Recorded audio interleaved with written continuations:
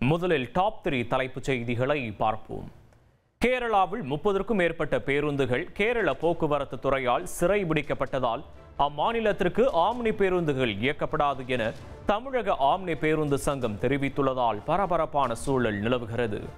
நடிகை கௌரி கிஷனிடம் யூடியூபர் ஒருவர் சர்ச்சைக்குரிய கேள்வி எழுப்பியதற்கு கண்டனம் வலுத்துள்ளது. நடிகர் சங்கம், பத்திரிகையாளர் சங்கம் மட்டுமின்றி இயக்குநர்கள் ப. ரஞ்சித், பிரேம்குமார், இசையமைப்பாளர் சந்தோஷ் நாராயணன் உள்ளிட்டோர் கடும் கண்டனம் தெரிவித்திருக்கின்றனர். சென்னை தண்டையார்பேட்டையில் குப்பை லாரி ஏறி இறங்கியதில் 8 வயது சிறுமி சம்பவ இடத்திலேயே உயிரிழந்த சம்பவம் அதிர்ச்சியை ஏற்படுத்தியிருக்கிறது. ரொம்ப நாளைக்கு அப்புறம் ஒருத்தங்களை மீட் பண்ணும்போது என்ன கொஞ்சம் வெயிட் போட்டிங்க போலன்னு அக்கறையா நலம் விசாரிக்கிறது நம்ம ஊர்ல சகஜமான ஒண்ணுதான். ஆனா இந்த கேள்வியை எங்க, யார்கிட்ட, எப்படி கேட்கணும் என்ற நாகரிகம் தெரியாட்டி இப்படிதான் வில்லங்கத்துல சிக்க வச்சிரும்னு நிரூபிச்சிருக்கு இந்த சம்பவம். தமிழ்ல ஒரு குட்டி பிரேக் அப்புறமா கௌரி கிஷன் கதாநாயகியா நடிக்கிற அதர்ஸ் திரைப்படம் இப்ப திரையரங்குகள்ல வெளியாகி இருக்கு. சமீபத்துல இந்த திரைப்படத்தோட ப்ரொமோஷனல் ஈவென்ட் சென்னையில நடந்திருக்கு. இந்த நிகழ்வுல யூடியூப் பத்திரிகையாளர் ஒருவர் அதர்ஸ் படத்தோட கதாநாயகனான ஆதித்யா கிட்ட உங்க படத்துல ஹீரோயினை தூக்குற மாதிரிலாம் காட்சிகள் இருக்குதே, அவங்க என்ன வெயிட் இருந்தாங்கன்னு வேடிக்கையா கேட்டிருந்தார். ஹீரோயின்னா அப்படி ஃபுல்லாலாம் வர மாட்டாங்க அப்படிங்கிற மாதிரி டைரக்டர் சொன்னாரு. ஆனா படத்துல பாத்தீங்கன்னா அந்த பாட்டு ஒரு பாட்டு பாதியிலே முடிச்சிட்டீங்க, ஆனா தூக்கிலாம் சுத்துறீங்க, என்ன வெயிட் இருந்தாங்க? வெயிட் கம்மியாக தான் சார் இருந்தாங்க. நான் நிறைய வெயிட் லிஃப்ட் பண்ணுறேன் சார், அதனால எனக்கு பிரச்சனை உங்களுக்கு தெரியல. எனக்கு தெரியும். இதற்கு ஆதித்யா பெருசா ரியாக்ட் பண்ணாத நிலையில இந்த கேள்வி குறித்தான விவாதம் சமூக வலைதளங்கள்ல பேசுபொருளாகி இருக்கு. அது மட்டுமில்லாம கௌரி கிஷனும் ஒரு நேர்காணல்ல இந்த கேள்வி ரொம்ப முட்டாள்தனமானதுன்னு பதிலடி கொடுத்திருக்காங்க. வெயிட் தெரியணுமா? நான் அவங்களோட வெயிட் கேட்டா அவர் சொல்வாரா? Like it was so stupid. எனக்கு அது நான் அது ரியாக்ட் பண்ணா இட்ஸ் beneath my level. இந்த சூழல்ல தான் வெள்ளிக்கிழமை மறுபடியும் அதர்ஸ் திரைப்படத்தோட பிரஸ் மீட் நடந்திருக்கு. ஏற்கனவே அடிச்சு துவச்ச அதே கேள்வியோட வந்திருந்த அதே மூத்த பத்திரிகையாளர் இந்த முறை 1-to-1 நேரடியா கௌரி கிஷன் கிட்டயே அந்த கேள்வியை கொண்டு போயிருக்காரு. ஹீரோயின் வெயிட் என்னன்னு தான் கேட்டீங்க, அது ரொம்ப டிஸ்ரெஸ்பெக்ட்ஃபுல்லான கேள்வி. நான் உங்கள்கிட்ட டைரக்டா சொல்றேன். Okay sir.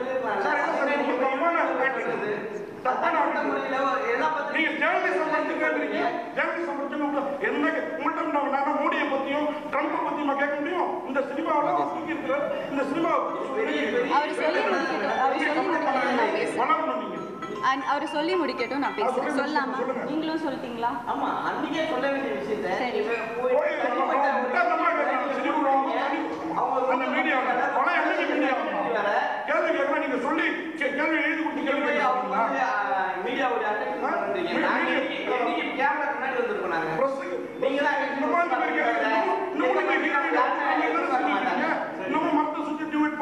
இல்ல நீங்க சரி சரி நீங்க கேள்வி கேட்டு முடிச்சா எனக்கு பேச முடியும். இங்க தமிழ் சினிமா ரசிகர் என்ன ஒரு 32 வருஷமா ஜேர்னலிஸ்டா இருக்காங்க. நான் வேலை பார்க்காத பத்திரிகை ஒரே ஒரு பத்திரிகை தான், எல்லா பத்திரிகையும் வேலை பண்ணி யூடியூபரா இருக்காங்க. என்னென்ன பேசணும் அன்னைக்கே பதில் சொல்ல வேண்டியது. இவர்கிட்ட நான் கேட்ட கேள்வி, நீங்க வளர்ற ஹீரோ சார் இதெல்லாம் சப்போர்ட் பண்ணாங்க, ஓகேங்களா? நான் எந்த தப்பாவும் கேட்கறேன், எல்லாம் வழக்கமா கேட்கறேன். வெயிட்ட கேட்டது ஒண்ணு ஏன் வெயிட்ட கேட்குறீங்க? நான் நடிக்கிறேன். அவர் தூக்குனாரு, சிரமமா இருந்தது மேடம், உங்களுக்கு சிரமமா இருந்ததா எப்படிங்கன்னா உங்களுக்கு தமிழ் புரியல. இன்ட்ரெஸ்டிங்கான கொஸ்டின் என்ன கேட்ட சொல்லுங்க. கொஞ்சம் பூசி மொழி கேட்கறேன், பூசி மொழின மாதிரி இருக்கிறாங்க. நான் என்ன முடிச்சிருக்கேன், பூசி மொழின மாதிரி இருக்கிறாங்க. என்ன வெயிட் இருந்தாங்க? இங்க புஷ்பூர்ல இருந்து சரிதா வளர்த்து கொண்டாந்து பூசி மொழினா இருக்கலாம். இந்த கேள்வி தேவையற்றதுன்னு தெளிவா சுட்டிக்காட்டிய பிறகும் கூட அந்த சீனியர் ஜேர்னலிஸ்ட் விடுறதா இல்ல. தன் தரப்பு நியாயத்தை சொல்லி அந்த அனாவசியமான கேள்விக்கு முட்டு கொடுக்க முயன்று இருக்காரு. நீங்க பேசும்போது நான் உங்களை இன்டரப்ட் பண்ணல, நான் பேசுறேன், நீங்க இன்டரப்ட் பண்ணாதீங்க. அது டைரக்டரோட சாய்ஸ்ங்க, நீங்க யாருங்க அது கேக்குறதுக்கு? ஒரு கட்டத்துல இருவருக்கும் வாக்குவாதம் முற்று இருக்கு. அது ஒரு ஸ்டூபிட் क्वेश्चन தாங்க, நான் உங்கள்ட்டே சொல்றேன். அது ஒரு ஸ்டூபிட் क्वेश्चन தாங்க. அது என்ன கேள்வி? அது சார் நீங்க அது என்ன கேள்வி? நான் ரொம்ப ரெஸ்பெக்ட்ஃபுல்லா கேக்குறேன் சார். நான் உங்களை ரொம்ப ரெஸ்பெக்ட்ஃபுல்லா பேசுறீங்க, நீங்க கத்துறீங்க என்கிட்ட. சீனியர் ஜேர்னலிஸ்ட் கௌரி கிஷன் தன்னிடம் மன்னிப்பு கேட்கணும்னு நியாயமற்ற மற்றொரு கோரிக்கையும் முன்வச்சு குரலை உயர்த்தி முரண்டு பிடிச்சிருக்காரு. I am the only woman in this place.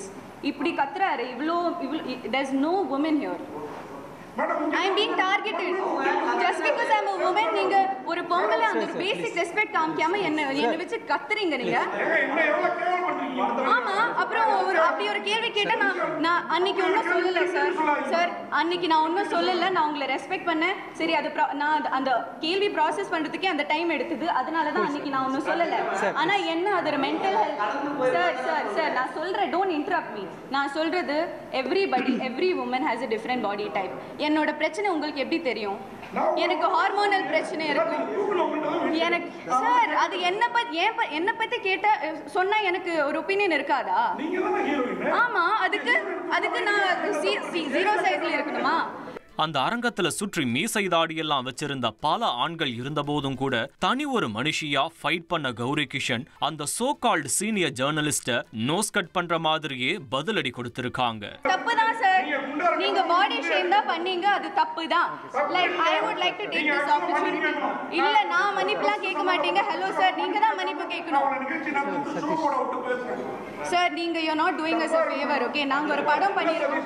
வந்தோடனே மன்னிப்பு கேட்க சொல்லி முடியும். நான் செய்யல. ஏன்னா இந்த படம் 100 கோடி ரூபாய் போட்டு நீங்க ஒரு படம் எடுக்கிறீங்க, டிஸ்டர்ப் பண்ணக்கூடாதுன்னு. ஆனா அவங்க பேச திருப்பி என்ன? ஆமா சார், அந்த வார்த்தை நீங்க பேட்டி கொடுத்தீங்களா, அந்த ரிப்போர்ட்டருக்கு பாராட்டினீங்களா, அவங்க தான் எழுதிருக்காங்க. உங்களுக்கு தமிழ் தெரியுமா? வெயிட் உங்களுக்கு தெரிஞ்சிட்டு நீங்க என்ன பண்ண போறீங்க? ப்ரொமோஷன் நிகழ்வுல நடந்த இந்த சம்பவம் சமூக வலைதளத்திலையும் விவாத பொருளாகி பெரும் சலசலப்பை ஏற்படுத்தி இருக்கு. பாடகி சின்மயியும் நடிகர் கவினும் முதல் ஆளா வந்து கௌரி கிஷனுக்கு தங்களோட ஆதரவை தெரிவிச்சிருக்காங்க. இதோட தொடர்ச்சியா இயக்குனர் ப. ரஞ்சித், குஷ்பு உள்ளிட்ட பிரபலங்களும் ஒரு பெண் கிட்ட இது போன்ற கேள்விகள் கேட்க கூடாதுன்னு கடும் கண்டனங்களை தெரிவிச்சு அவங்களோட எக்ஸ் தளத்துல பதிவிட்டு இருக்காங்க. இதே போல நெட்டிசன்களும் யாருப்பா நம்ம 96 ஜானு கிட்ட இந்த கேள்வியை கேட்டது, எனக்கே அந்த பைல்வான பார்க்கணும் போல இருக்கேன்னு நக்கலா கமெண்ட் பண்ணிட்டு வராங்க. நிம்மதி இருக்கு. பிகாஸ் எப்பவுமே இந்த மாதிரி கான்ட்ரவர்சி இல்லை ஏதாச்சும் ஒரு டிபேட் வரும்போது எப்பவுமே 2 சைடு இருக்கும். ஆனால் இதில் யுனானிமஸ்லி எல்லாரும் என் சப்போர்ட்டில் இருக்காங்க. ஸோ அந்த டைமில் ஒரு 10-12 நிமிஷத்துக்கு அது நடந்துட்டு இருக்கும்போது என்னடா நம்ம தப்பாக ஏதோ சொல்கிறோமா இல்லை அதனாலேயா நான் மட்டும் கத்திக்கிட்டு இருந்தேன், கெஞ்சிக்கிட்டு இருந்தேன், நான் பேசிட்டோம் அப்படியே என்னை சைலன்ஸ் பண்ணிக்கிட்டே இருந்தாங்க. பட் அது வெளில வந்த உடனே ஒரு 2-3 ஹவர்ஸில் வந்த மெசேஜஸாக இருக்கட்டும், the solidarity from the industry and the public, அது ரொம்பவே என்னை அதனால நான் இன்னைக்கு ஓகேவாக இருக்கேன். இல்லைன்னா அது நம்மளை பாதிக்கும் கண்டிப்பாக. அது ஒரு ட்ராமாவாகும், இல்லை இப்போ இல்லைனா கூட அது ஒரு ஃப்யூச்சரில் நம்மளை எஃபெக்ட் ஆகும். And mental health is very important. I think எல்லாருக்குமே டாப் அடிஷ்னலி ஒரு ஆக்டர் ஆகும்போது நிறையவே இருக்குது. பிகாஸ் ஃபிசிக்கல் அப்பியரன்ஸ் அண்ட் எப்போவுமே நம்ம கேமரா முன்னாடி இருக்கோம், எப்போவுமே நம்ம இதில் எல்லாரோடையும் கண்ணு நம்ம மேலே இருக்கும். ஸோ ஒரு ஆங்ஸைட்டி இல்லைனாலே இருந்தது எனக்கு. அப்போது உட்காரும்போது என் ஃபேஸ்லேருந்து இந்த heat I could feel it and அழுக வந்தது. ஆனால் எனக்கு தெரிஞ்சு ஐ ஸ்டேட் ஸ்ட்ராங். பிகாஸ் அழுதா அதோட இதுவே மாறும். அவங்க they were doing that to get that reaction out of me. And நான் நடுவுலையும் நினச்சேன் நான் எழுந்து I'll walk off from the press meet. Because அந்த 10 நிமிஷத்துக்கு அப்புறம் உட்காந்து கொஸ்டின்ஸ் கண்டினியூ ஆச்சு. நான் இங்கே ஏன் இருக்கிறேன், நான் கிளம்புறேன், என்னை டிஸ்ரெஸ்பெக்ட் பண்ணாங்க, நான் கிளம்புறேன்னு நினச்சேன்.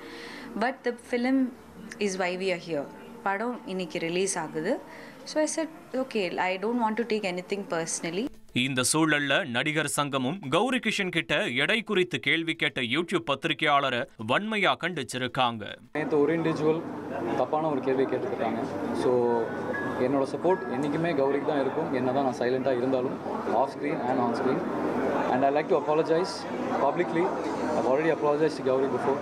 And I'd like to apologize to all the people who thought my silence meant I approved his statement. அப்படி கிடையாது. அது மட்டும் இல்லாம இனி இது போன்ற சம்பவங்கள் நடைபெறாத வண்ணம் தடுக்கிறதுக்கு தேவையான முன்னெடுப்புகள் எடுக்க போறதாவும் நடிகர் சங்கம் வெளியிட்டிருக்கக்கூடிய கண்டன அறிக்கையில தெளிவுபடுத்தி இருக்காங்க. இதன் மூலமா இனி காசிப் என்ற பேர்ல பச்சை மஞ்ச ப்ளூன்னு கலரா கம்பி கட்டுற கதைய சொல்லி கல்லா கட்டின யூடியூப் பயில்வான்களுக்கும் நிச்சயமா ஒரு கடிவாளம் போடப்படும்னு நம்பப்படுது. நீங்க எதுவும் கம்ப்ளைண்ட் கொடுக்க போறீங்களா இல்ல இந்த ஒரு சோஷியல் மீடியா ஆதரவே அவருக்கு ஒரு பதிலடியா இருக்கா? எனக்கு தெரிஞ்சு இதை விட ஒரு பெரிய பதிலடி இருக்காது. அவருக்கே புரிஞ்சிருக்கும். I hope he has.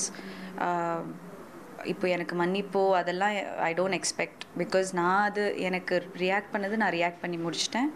எல்லாருக்கும் புரிஞ்சிருக்கு தப்பு யார் கரெக்ட் யாருன்னு. ஸோ அவர் புரிஞ்சால் அவருக்கு நல்லது, அவ்வளோதான் எனக்கு சொல்லவே இருக்கு.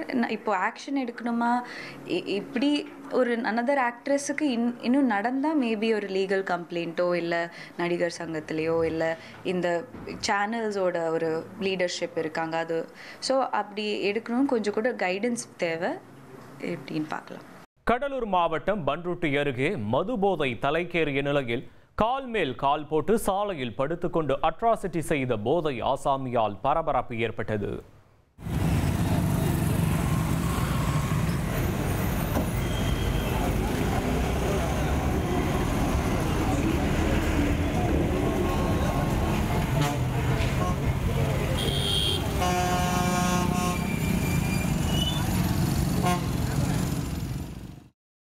இரண்டு மூதாட்டிகளை கொலை செய்து கல்குவாரியில் வீசிவிட்டு தப்பிச் சென்ற குற்றவாளியை காவல்துறையினர் சுட்டு பிடித்துள்ளனர். ஏற்கனவே 5 கொலைகள் செய்த ஆயுள் தண்டனை கைதி சிறையிலிருந்து வெளிவந்தது எப்படி?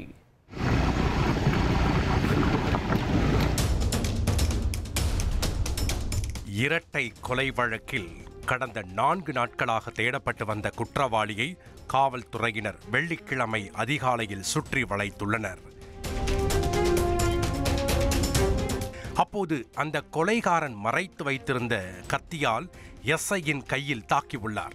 இதன் தொடர்ச்சியாக தப்பித்து ஓட முயன்ற குற்றவாளியை போலீசார் வேறு வழியின்றி காலில் சுட்டு பிடித்துள்ளனர். முழு குற்ற பின்னணியையும் அறிய விசாரணையில் இறங்கினோம். கடந்த செவ்வாய்க்கிழமை சேலம் மாவட்டம் சங்ககிரி தூதனூர் கிராமம் அருகே இருந்த கல்குவாரியில் பதற்றம் அனலாக தெறித்து கொண்டிருந்தது. அங்கிருந்த தண்ணீருக்குள் 2 மூதாட்டிகள் கொலை செய்யப்பட்டு சடலமாக கிடந்துள்ளனர். சம்பவ இடத்திலிருந்து உடலை மீட்ட போலீசார் அதனை பிரேத பரிசோதனைக்காக அனுப்பி வைத்துவிட்டு விசாரணையை தொடங்கியுள்ளனர். கொல்லப்பட்டவர்கள் அதே பகுதியைச் சேர்ந்த 70 வயதான பாவாயி மற்றும் 75 வயதான பெரியம்மாள். சம்பவம் நடந்த திங்கட்கிழமை காலையில் மூதாட்டிகள் இருவரும் ஆடு மேய்ப்பதற்காக வீட்டை விட்டு வெளியே சென்றுள்ளனர். அன்றிரவு வெகு நேரமாகியும் அவர்கள் வீடு திரும்பவில்லை. இதையடுத்து சந்தேகமடைந்த உறவினர்கள் ஊர் முழுவதும் தேடி பார்த்துவிட்டு மகுடஞ்சாவடி காவல் நிலையத்தில் மூதாட்டிகளை காணவில்லை என புகார் அளித்துள்ளனர்.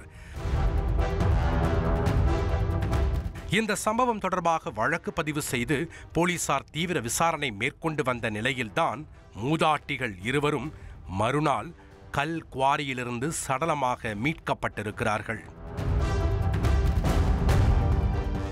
அதோடு அவர்கள் அணிந்திருந்த 3 சவரன் தங்க நகைகளும் காணாமல் போயிருந்ததால் நடந்திருப்பது நிச்சயம் ஆதாய கொலையாக இருக்கலாம் என்கிற சந்தேகம் எழுந்திருக்கிறது.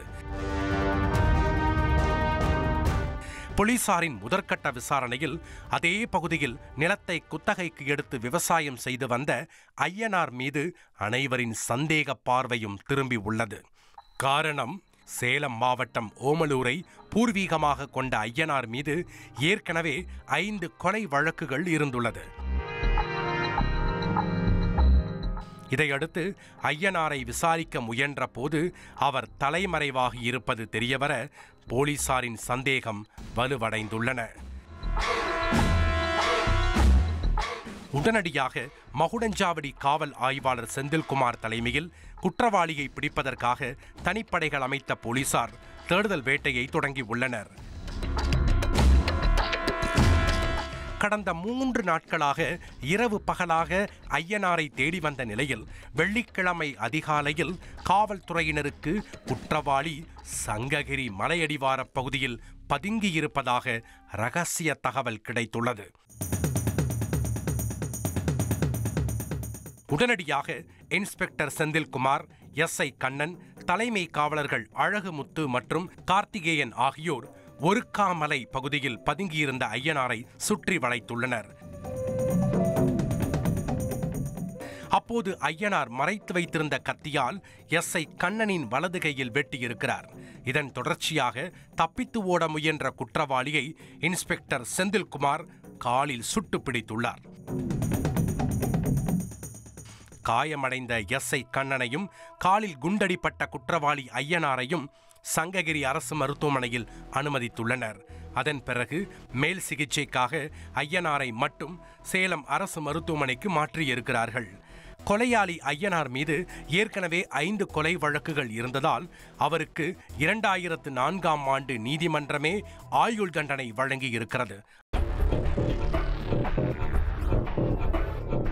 ஆனால் சிறையில் ஐயனாரின் நன்னடத்தை காரணமாக அவர் சிறையிலிருந்து 2018ஆம் ஆண்டு விடுவிக்கப்பட்டிருக்கிறார். தற்போது ஐயனார் மேலும் 2 கொலைகளை செய்து மொத்தமாக இதுவரை 7 கொலைகள் செய்திருப்பதாக காவல்துறையினர் தெரிவித்துள்ளனர்.